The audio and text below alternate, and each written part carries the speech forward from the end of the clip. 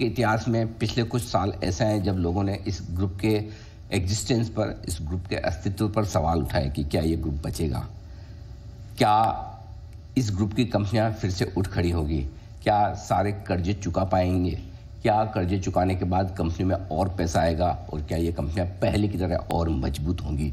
काफ़ी लोगों ने ये सोचा कि अब तो शायद मामला खत्म हो चुका है, लेकिन जैसा कि इस ग्रुप के बारे में जाना जाता है और इस ग्रुप के फाउंडर और चेयरमैन एमिरेट्स सुभाष चंद्रा साहब के बारे में जाना जाता है कि वो जब कभी भी चुनौतियाँ आई हैं पिछली बार से ज़्यादा मजबूत होकर उन चुनौतियों से बाहर निकले हैं और अब भी ऐसा ही कुछ बड़ा डेवलपमेंट हुआ है। ये हुआ है डेवलपमेंट जी एंटरटेनमेंट में प्रोमोटर्स की तरफ से बड़ी पूंजी डालने का। 2200 करोड़ से ज़्यादा का निवेश इस कंपनी में आता दिख रहा है। लेकिन जैसा कि जी ग्रुप का इतिहास रहा है, जितने सवाल उठते हैं उसके जवाब मिलते हैं और जवाब के सामने फिर से कई सारे सवाल उठते हैं। और आज मैं आपकी मुलाकात जी ग्रुप के चेयरमैन एमिरेट्स और फाउंडर डॉक्टर सुभाष चंद्रा साहब से करवा रहा हूँ और वो सारे सवाल मैं पूछूंगा जो आप जानना और समझना चाहते हैं। तो आइए मुलाकात करते हैं डॉक्टर सुभाष चंद्रा साहब से।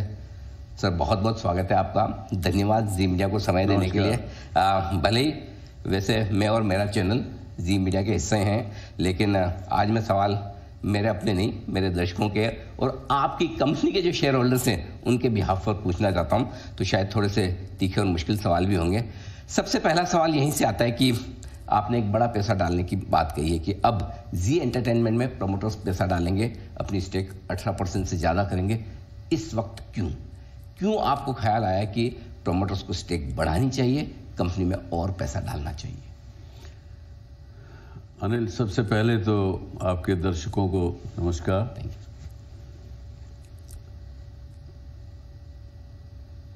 जैसा आपने कहा कि आप अपने जी बिजनेस के दर्शकों के या आपके जो क्लाइंट्स हैं और हैं उनके जो मन में प्रश्न हैं वो पूछेंगे। पूछिए, भले ही सवाल तीखे हों, भले ही एम्बैरेसिंग हो, कैसे भी हो, मैं ज़रूर चाहूँगा कि आप सभी सवाल पूछिए और मैं भी बेबाकी से जवाब दूंगा। और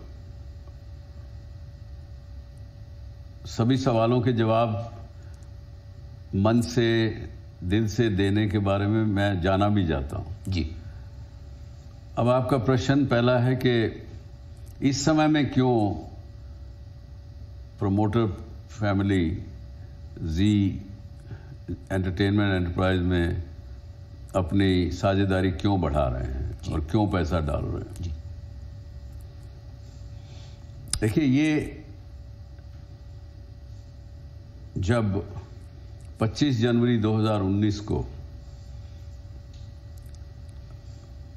मेरी निजी पर्सनल बिजनेस यात्रा की पहली बार जो मैं फाइनेंशियल मार्केट्स में कमिटमेंट पूरी करने में फेल हुआ,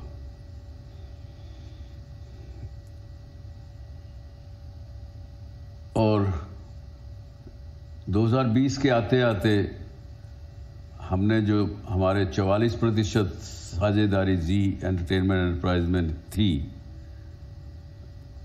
उसको बेच करके हमने लोगों का पैसा चुकाया और केवल 4% हमारी हिस्सेदारी रह गई। तभी भी मैंने, शायद ध्यान है मुझे कि मैंने कहा था कि जब भी कभी होगा हमारे पास पैसे होंगे तो हम वापस अपनी साझेदारी को बढ़ाना चाहेंगे। तो हमने लगभग सभी के ही पैसे लोन चुकाए हैं। 40,000 करोड़ रुपए से ज़्यादा लोन चुकाया है। मुझे इस बात का कोई अफसोस नहीं बल्कि खुशी है कि हमने इतना पैसा चुकाया और अपना सर ऊंचा करके आज हम चल पा रहे हैं। तो वो लोन चुकाने के बाद अभी जो हमारे पास कुछ पैसा, जो रिकवरी के कुछ पैसे इंफ्रास्ट्रक्चर के और के आ रहे हैं, तो इसलिए हमने इसमें डालने का तय किया। पिछली बार मुझे याद है जब मैंने आपका इंटरव्यू किया था तब मैंने आपको पूछा भी था कि लोग बातें कर रहे हैं कि आपको इतना कर्ज चुकाना है, कहीं आप देश छोड़ के तो नहीं जा रहे हैं, ये भाग तो नहीं रहे हैं। आपने कहा था मैं एक एक पैसा चुकाऊंगा। चलिए आपने पैसा चुकाया। दो चीज़ें यहाँ मैं जानना चाहता हूँ। पहला तो ये कि क्या अब जितनी आपकी लेन देन थी सब चुका दी गई हैं, और दूसरा ये उस चुकाने के बाद इतना पैसा कहाँ से आया, ये सब लोग जानना चाहते हैं कि डॉक्टर सुभाष चंद्रा के पास इतना पैसा आया कहाँ से, कि सारे अपने जितने कर्ज थे वो चुका दिए और उसके ऊपर आप और कंपनी में पैसा ला पा रहे हैं। देखिए, पहले तो हमने लगभग सबका पैसा चुकाया है जी, और 2-3 अकाउंट जो स्टैंडर्ड अकाउंट हैं, जो अभी भी पैसा देना है कुछ अकाउंट्स में, वो नॉर्मल रूटीन में है और वो समय रहते जब भी ड्यू होगा चुकाया जाएगा। और ये जो पैसा अभी हमारे पास आया है इंफ्रास्ट्रक्चर को लेकर के, हमारे कई स्टेट गवर्नमेंट से पैसे अभी और भी आने हैं। ये पैसे बहुत तब से 4-5 सालों से रुके हुए थे, ये आए हैं। अब मुझे किसी का चुकाना नहीं है, तो मेरी पहली प्रायोरिटी वापस थी कि जी में होल्डिंग अपनी वापस बढ़ाई जाए।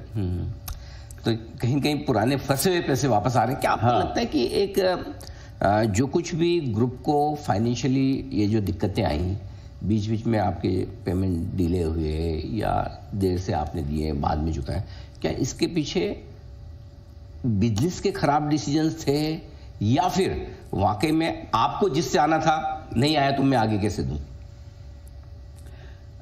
जो तकलीफ जब आई तो वो कई बिजनेस डिसीजन मेरे गलत थे।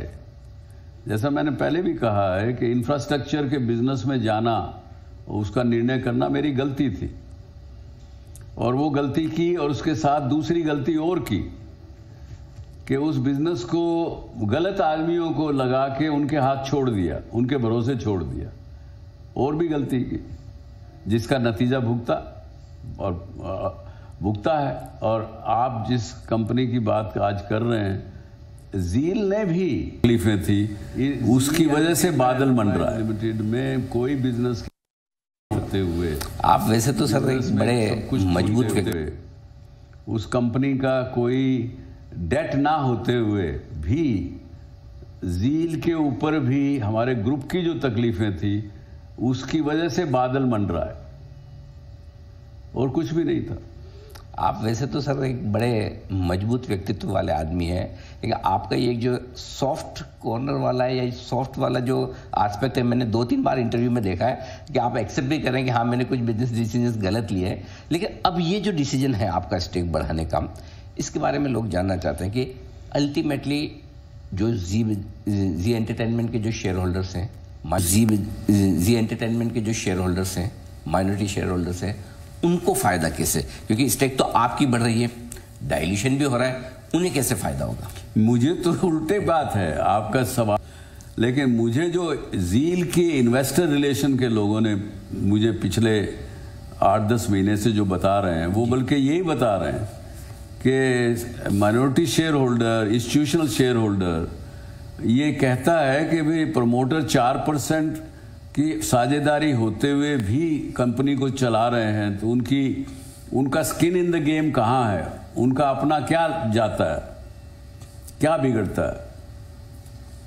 तो इसलिए वो लोग अनकंफर्टेबल थे, और साथ में ये भी था उन लोगों को कि भाई ये इन लोगों के, इन प्रमोटर ग्रुप के अलावा कोई दूसरा चला भी नहीं सकता इस कंपनी को, क्योंकि ये कंपनी एक इतना बड़ा मॉन्स्टर बन चुकी है, इतना बड़ा बिजनेस ये खड़ा हो चुका है कि हर एक आदमी का बस का नहीं है इस कंपनी को चलाना। तो माइनॉरिटी शेयर होल्डर चाहते हैं कि हमारी स्टेक बढ़े, ये बड़ा कारण रहा मेरा इसके अंदर अब ये निर्णय करने का। लेकिन साथ ही सर एक दूसरे तरह के कुछ इन्वेस्टर्स हैं जो है तो माइनॉरिटी, लेकिन वो इंस्टीट्यूशनल इन्वेस्टर्स जिन्हें कह सकते हैं, कोई फंड तरह के, वो सोचते हैं कि अरे फिर से डॉक्टर सुभाष चंद्र आ गए कंपनी में, तो अब क्या होगा आगे, क्योंकि क्या है कि उन्हें ये एक बात पर खड़ा रहता है। शायद ये वजह रही कि आपको काफ़ी मुश्किलें भी झेलनी पड़ी। अब बड़ा सवाल ये कि वापस से अगर आप एक्टिव रोल में आकर जी एंटरटेनमेंट को देखेंगे, तो जो लोगों के मन में है कि विजन आपका जो है इसके बारे में आपके दुश्मन भी आपकी सराहना करते हैं कि आप समय से बहुत आगे बहुत ज़्यादा सोचते हैं, लेकिन एग्जीक्यूशन को लेकर हमेशा क्वेश्चन मार्क। अनिल जी, मुझे लगता है आप सीधा सवाल पूछने से घबरा रहे हैं। ना बिल्कुल ऐसा नहीं। हाँ, मैं बताता हूँ आप सवाल क्या करना चाह रहे हैं, जिसके लिए झिझक भी रहे हैं। आपका ये कहना है कि अगर सुभाष जी वापस कंपनी में आ गए तो जो काम पहले लोगों के मन में है कि सुभाष जी ने जी में से पैसा निकाल लिया, कहीं ये दोबारा तो शुरू नहीं हो जाएगा, ये सवाल आप करना चाहते थे, लेकिन आप शर्मा रहे थे। मैं आपको बताता हूं अनिल जी क्या है। ये एक दुर्भाग्य की बात है। आज सेबी ने हम पर, मुझ पर और मेरे बेटे जो एमडी सीईओ हैं इस कंपनी के, पुनीत के ऊपर ये इल्ज़ाम लगाया कि हमने 200 करोड़ रुपया कंपनी से निकाला। अब उसके सारे प्रूफ हमने दे दिए कि भाई नहीं निकाला, कहाँ से पैसा आया, कैसे वो कंपनी को वापस दिया। कंपनी के पैसे यस बैंक ने कंपनी की एफडी एनकैश की, नाजायज एनकैश की। फिर भी हम कह सकते थे हम क्या करें, लेकिन हमने फिर भी वो 200 करोड़ रुपया अपने शेयर बेच करके कंपनी को वापस दिए। अब कहीं ना कहीं हमारी कंपनी के जो कम्युनिकेशन के लोग हैं, पब्लिक रिलेशन के लोग तो खैर हैं ही नहीं, पर जो भी हैं इन्वेस्टर रिलेशन के लोग हैं, उन्होंने ठीक से कहीं ना कहीं हमारी कंपनी के जो कम्युनिकेशन के लोग हैं, पब्लिक रिलेशन के लोग तो खैर हैं ही नहीं, पर जो भी हैं इन्वेस्टर रिलेशन के लोग हैं, उन्होंने ठीक से कम्युनिकेट नहीं किया। इस बात का मुझे गुस्सा भी है और मुझे अफसोस भी है। जो व्यक्ति 40,000 करोड़ रुपया लोगों का दे रहा है, कर्जा चुका रहा है, वो क्या अपनी कंपनी जो कि मेरी बच्चे के बराबर है, वो कंपनी नहीं है, वो मेरे बच्चा है, ये जी एंटरटेनमेंट एंटरप्राइज, मैं क्या उसको नुकसान पहुंचाऊंगा, उससे पैसे निकालूंगा? बात तो सही। केवल कम्युनिकेशन की कमी रही। और दुर्भाग्य से एक और बात रही, जो पुनीत ने सीईओ के नाते यहां पे कई बड़े सीनियर एग्जीक्यूटिव रख लिए थे, 15-15 करोड़ 20-20 करोड़ रुपए साल की तनख्वाह के लोग, जिन्होंने नुकसान किए इस कंपनी के। आज मैं आपके चैनल के माध्यम से आपके जी के इन्वेस्टरों को ही कहता हूं, माफी मांगते हुए कहता हूं कि इन लोगों ने Z5 के अंदर 6-6.5 हजार करोड़ रुपए का नुकसान किया है। माय गॉड, ये नहीं बताएंगे, ये बताया नहीं कि हमने नुकसान किया। प्रमोटर ने पैसा निकाला ऐसा लोग कह रहे हैं, चुपचाप सुन रहे हैं। तो कहेंगे प्रमोटर ने कहीं ना कहीं, ये हो सकता है आज किसी मुसीबत में आ गए, आज किसी की दिक्कत आ गई, कुछ आ गया, कभी 150 करोड़ रुपया ले लिया होगा जील से, उसको 5 दिन बाद वापस दे दिया होगा, इतना जरूर किया हो सकता है। लेकिन जील से पैसा नहीं निकाला प्रमोटर्स ने। आज मैं पहली बार ठोक के डंके के चोट पर कह रहा हूं। तो आप नहीं, दूसरी बात मुझे पूरा कहने दीजिए। जी जी जी। दूसरी बात, मैं नहीं आ रहा हूं कंपनी में। आप जो कह रहे हैं एक्टिवली आप आ रहे हैं, एक्टिवली आप चलाएंगे, अभी भी कंपनी पुनीत ही चला रहा है, अमित और पुनीत दोनों चला रहे हैं। मुझे बोर्ड के चेयरमैन ने और बोर्ड ने कहा कि आपको यहाँ पे हमको आके एडवाइस देनी पड़ेगी। उन्होंने बल्कि एक रेजोल्यूशन का हवाला दिया जब मैंने रिजाइन किया था बोर्ड से, उसका हवाला दिया कि आपने कमिट किया हुआ है। तो इसलिए मैं वापस आया in the sense I am advising whenever they need, whenever the management of the company, Puneet, board wants my advice in anything, I am there to advise. Some people will not like that advice. Some people not be happy.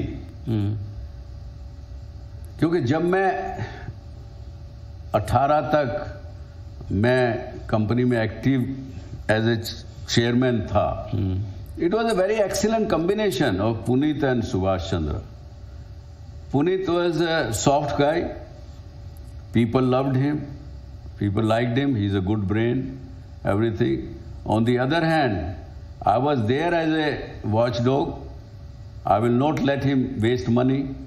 It's very easy in this company, in this business of entertainment, in the film industry. एक film आप वही 5 करोड़ की भी खरीद सकते हो और उसी फिल्म को 50 करोड़ की भी खरीद सकते हो. कोई रेट कार्ड नहीं है, राइट, फिल्मों का.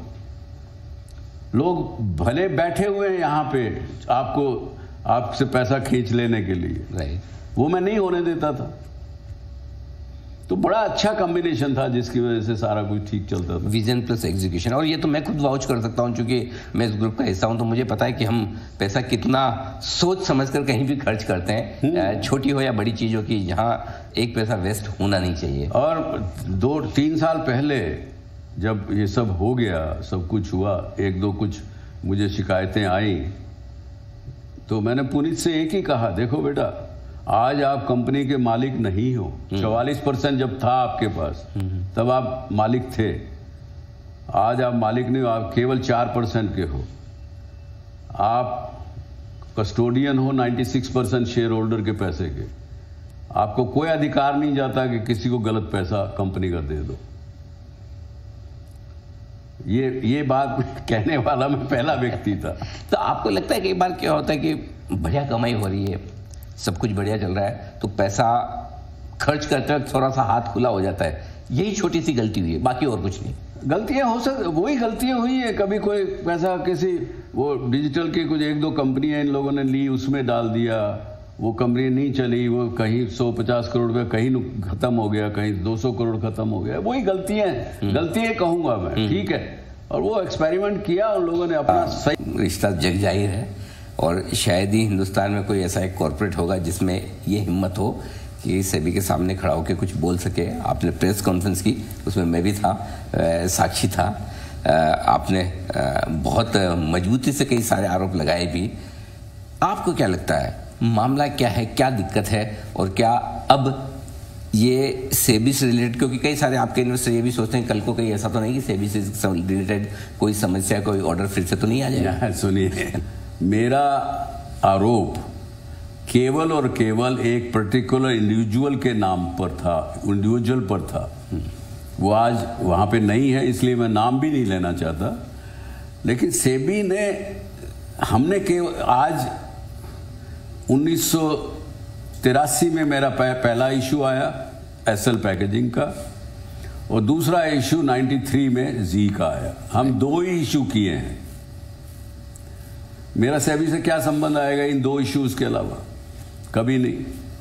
सेबी से मेरे बहुत अच्छे सबसे संबंध रहे हैं, यहां तक कि मुझे याद है आज भी, जब 93 में जी का इशू आया था, पब्लिक इशू जी, तो हमारा प्रोडक्ट क्या था? जब एडवर्टीजमेंट दी हमने पब्लिक इशू के लिए, हमारा प्रोडक्ट तो फिल्में, एंटरटेनमेंट, आर्टिस्ट, गाना बजाना, यही था जी. वो एडवर्टीजमेंट में जब उन्होंने पिक्चरें देखी फिल्म आर्टिस्ट की, स्टार्स की, तो सेबी के चेयरमैन उस समय के थे, उन्होंने फ़ोन किया इन्वेस्टमेंट बैंकर हमारे को कि भाई ये तो अलाउड नहीं है, ये सिने स्टार्स, हीरो हीरोइन को इस्तेमाल करना. कोई लॉ होगा सेबी का उस समय में. तो उसने मुझे फ़ोन किया. मैं कहा भाई हमारा प्रोडक्ट ही ये है, बिजनेस ही यही है, बिजनेस ही यही है. पहली बार ऐसा कोई इशू आया था. तो वो चेयरमैन उस समय के सेबी ने माना कि हाँ ये बात सही है आपकी, पर फिर भी मत करो यार. एक रिक्वेस्ट की उन्होंने, हमने उसके बाद से नहीं किया. ठीक बात. तो हमारा सेबी से कभी कोई दिक्कत नहीं हुई, बल्कि ये केतन पारिक के वो स्कैम जब हुआ और पार्लियामेंट्री कमेटी बनी जी, उस समय में हमारे खिलाफ भी बात हुई थी कि हम भी उसमें थे. तो 4 साल तक वो जांच चली होगी, जांच चलती रही. लेकिन हमें क्लीन चिट मिली नहीं। हालांकि मुझे कोई पब्लिक इशू नहीं करना था, लेकिन मैंने उस समय के तत्कालीन सेबी चेयरमैन के पास जाके मैंने कहा जी हमारा तो काम क्लियर करो। ठीक बात। उन्होंने बिल्कुल क्लियर किया हमको। ये एक छोटा मोटा नोटिस दिया था, मुझे याद नहीं है। तो मेरा सेबी से कभी कोई था नहीं, और आज भी मैं कहता हूं सेबी जैसा रेगुलेटर बढ़िया रेगुलेटर है, मुझे कोई शिकायत नहीं है एज ए कॉर्पोरेट। ओके। एक इंडिविजुअल के प्रति मुझे था, जिन लोगों ने उस इंडिविजुअल के कहने उसको क्या कष्ट था मेरे से मुझे नहीं पता। हाँ, ये जरूर कहूंगा कि उस अकेली उस महिला की वजह से हजारों लाखों शेयर होल्डर्स का नुकसान हुआ। आज मैं कहता हूं उनको, चाहे वो भी सुन रही होंगी, उनको अगर चाहें तो मेरे पर दावा कर सकती हैं, उन्होंने सोनी और जी का मर्जर नहीं होने दिया। ये पुनीत गोयनका नहीं था या सुभाष चंद्र नहीं था जिसने मर्जर नहीं होने दिया। माधवीपुरी बुच ने सोनी जी का मर्जर नहीं होने दिया, अकेली महिला ने। वो उसकी फिड्यूशियरी रिस्पॉन्सिबिलिटी थी शेयर होल्डर का ध्यान रखने की। उन्होंने इस केस में शेयर होल्डर्स के खिलाफ काम किया। आपको लगता है कि ये मर्जर नहीं होने के पीछे, क्योंकि आप ये मर्जर चाहते थे, एक बड़ी सोनी और जी मिलकर अगर साथ में एक बड़ी कंपनी बनती, बहुत बड़ा जायंट जो कंपटीशन को आराम से आसानी से हैंडल कर सकती थी, आगे बढ़ सकती थी, ये एक बड़ा मौका मिस हो गया। और अब क्या लगता है कि आपके कॉम्पिटिटर दूसरे कॉर्पोरेट इसमें शामिल थे जो नहीं चाहते थे कि आपका मर्जर हो, और इसलिए उन्होंने उस समय के सेबी चेयरमैन का सहारा लिया? देखिए अनिल, ये मैं नहीं कहूंगा कुछ भी जी। मैं विपश्यना के साथ साधना करने वाला व्यक्ति हूं, और मैं जो समय की सच्चाई होती है उस समय की उसको स्वीकार करता हूं। ना चाहते हुए भी मैंने स्वीकृति दी कि जी सोनी का मर्जर हो जाने दीजिए, क्योंकि उस समय की ये सच्चाई थी, यही जरूरत थी। क्योंकि हम 4% वाले शेयर होल्डर थे, सोनी के साथ मर्जर होता तो अच्छा होता, और शेयर धारकों को भी लाभ होता। क्योंकि उस समय मर्जर का जब अनाउंसमेंट हुआ तो बहुत से लोगों ने 200 सवा 200 रुपए में शेयर खरीदे, ये सोचते हुए कि मर्जर होगा तो 400-500 रुपए का भाव हो जाएगा। आज जो बहुत से प्रश्न जो उठते हैं ना, आज जो आप भी पूछ रहे हैं या पूछेंगे, केवल इस तरह का गुस्सा है लोगों के मन में, क्योंकि मर्जर नहीं हुआ, उनको नुकसान हुआ। उस नुकसान की वजह से लोगों को गुस्सा है हमारे प्रति। बिल्कुल, क्योंकि वो स्वाभाविक है, सही है। वो जी एंटरटेनमेंट के बिजनेस मॉडल को लेकर कभी किसी को संदेह नहीं रहा। कैश फ्लोज, प्रॉफिट, उस नुकसान की वजह से लोगों को गुस्सा है हमारे प्रति। बिल्कुल, क्योंकि वो स्वाभाविक है, सही है। वो जी एंटरटेनमेंट के बिजनेस मॉडल को लेकर कभी किसी को संदेह नहीं रहा। कैश फ्लोज, प्रॉफिट हमेशा से मजबूत रहे हैं।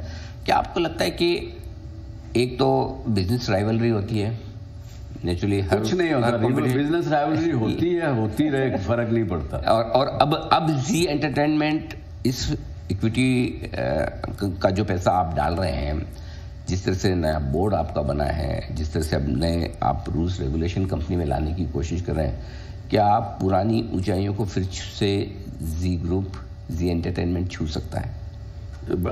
बेशक छुएगा। मुझे तो जी के आंकड़े इस उंगलियों पे हैं, याद है।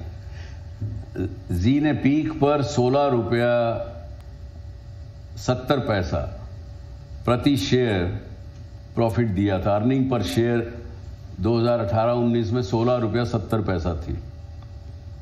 आज वो 2025 जो 31 मार्च खत्म हुआ उसमें 7.5 रुपये रह गए। इस साल का जो हमारा बिजनेस प्लान है, अगले 3 साल में जो एडवाइस मैंने बोर्ड को दी है, सीईओ को दी है, पुनीत को, और मैनेजमेंट की टीम को दी है, हमने बहुत से कंपनी के अंदर अच्छा काम करने वाले उन लोगों को ये लोगो दिया है जी, गेम चेंजर का। ओके। तो जितने गेम चेंजर हैं उन सबको जो एडवाइस दी है, जो उन्होंने नए बिजनेसेस 6-7 शुरू किए हैं, हो रहे हैं, हम जल्द ही वही 17 रुपये का जो पहले का शेयर अर्निंग पर शेयर दिया था उसको क्रॉस करेंगे। 2-3-4 साल लग सकते हैं, 2-3 साल लग सकते हैं, पर करेंगे, उससे भी आगे बढ़ेंगे। 2015 से 2017-18 के समय के बाद चीज़ें थोड़ी सी बिगड़नी शुरू थी। उस समय के डॉक्टर सुभाष चंद्रा और आज के डॉक्टर सुभाष चंद्रा में क्या फर्क आया है, और आप अगर कुछ चीज़ें स्पेड है स्पेड, वो नुकसानदायक है और उसकी वजह से भी मैंने बड़े नुकसान उठाए हैं, ये हम भी जानते हैं। हाँ, लेकिन है, वो आदत है, वो नेचर है, वो नहीं बदल सकती। वो मैंने बल्कि अल्टीमेटली यही सोचा कि बदलना भी नहीं चाहिए जी, जैसा हूँ। तो क्या मैं ये कहूँ कि आज डॉक्टर सुभाष चंद्रा पूरी दुनिया के सामने एक स्टेटमेंट, एक सेंटेंस में कोई दे रहे हैं तो वो ये कि टाइगर इज बैक? नहीं, ऐसा मैं कुछ नहीं कहूँगा। ना मैं टाइगर पहले था, ना आज मैं अपने आप को कहता हूँ। मैं काम करने वाला व्यक्ति हूँ, सच्चाई को स्वीकार करने वाला व्यक्ति हूँ। अपनी गलती हो तो सबसे पहले मानता हूँ। और हाँ, ये इतना ज़रूर कहूँगा कि मेरे जो अपने लोग हैं उनसे बहुत कई बार गुस्सा करता हूँ, जल्दी गुस्सा भी कर जाता हूँ, क्योंकि मेरी एक्सपेक्टेशन, जिस तरह से मुझे अपने से एक्सपेक्टेशन है वैसे ही मेरे लोगों से भी एक्सपेक्टेशन है। अब वो उनको बुरा लगता है, कई बार मैं माफ़ी भी मांग लेता हूँ, लेकिन वैसा हूँ मैं।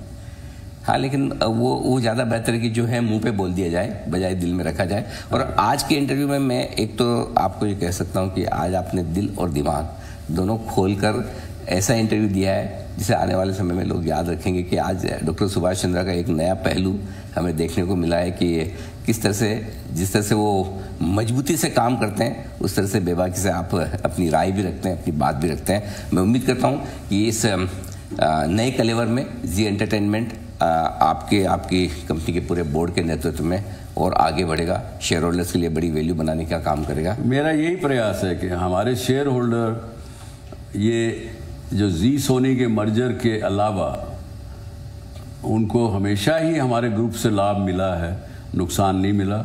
उनका ये गुस्सा जायज़ है। अब उस गुस्से को दूर करना मेरा धर्म भी बनता है, मेरा फ़र्ज़ भी बनता है। हमारे शेयर धारक कमाएं पैसा साल दर साल, ऐसे ही मेरी प्रार्थना भी है और प्रयास भी रहेगा। मर्जर नहीं होने से ज़िंदगी खत्म नहीं हुई, एक नया पड़ाव है, नया मुकाम है जिसके लिए आप बिल्कुल है। बिल्कुल।